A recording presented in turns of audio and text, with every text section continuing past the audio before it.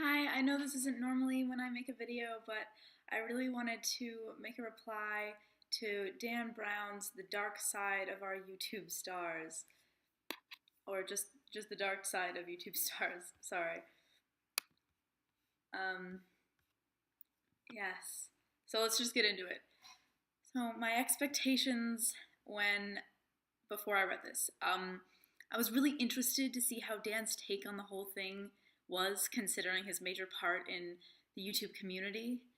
And I wondered how many bases it would cover, if it was just going to be Sam Pepper and Alex Day, or go beyond that and talk about people back with Ed Plant and Tom Milsom.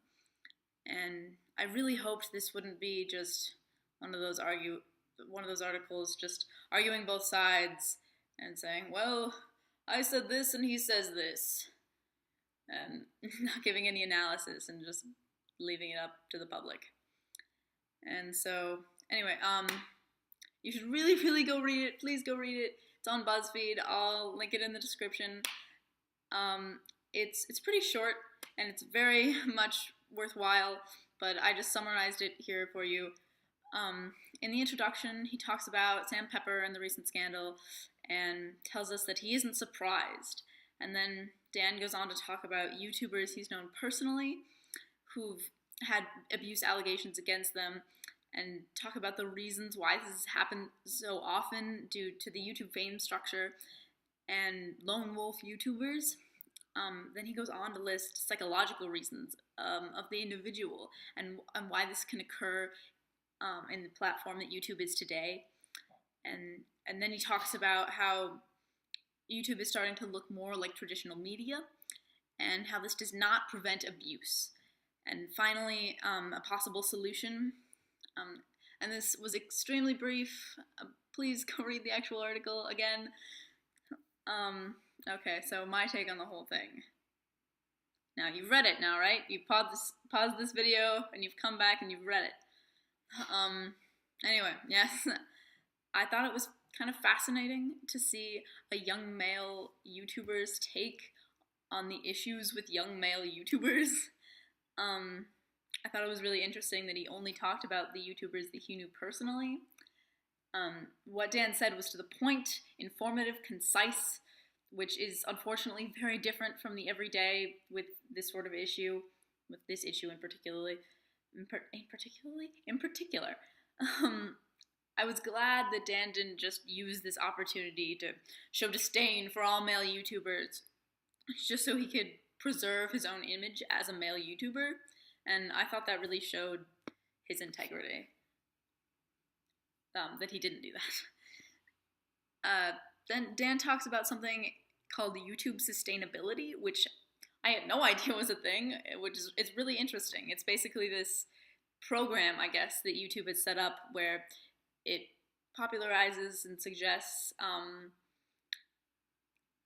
YouTubers they consider to be, I don't know, YouTubers that YouTube considers to be upstanding and moral people. To say, you know, like, not everybody is an Alex Day or whatnot, and to promote those more than the others. Which I don't know how they're doing that, and if it's anything like the new comment system, I don't want to know, but he linked to an article about it in the op-ed, and I haven't read it yet, but I will. And Dan talks about how YouTube is looking more like traditional media, which I mentioned earlier. He didn't mention whether he thought this was a good or a bad thing, but he talked about how it affected the YouTube community, and I think that was the smart way to go. I mean, this op-ed wasn't meant to comment on the proliferation of big media onto YouTube, but I know that must have taken some self-restraint not to talk about that. And Dan says, just because media is changing on YouTube, that doesn't prevent abuse. And because YouTubers are still in control of their audiences, you know, in traditional media, you have producers and whatnot. It's kind of a second line of defense for your bullshit that you might say or do, or that might get thrown back at you. Sorry, someone's outside my house.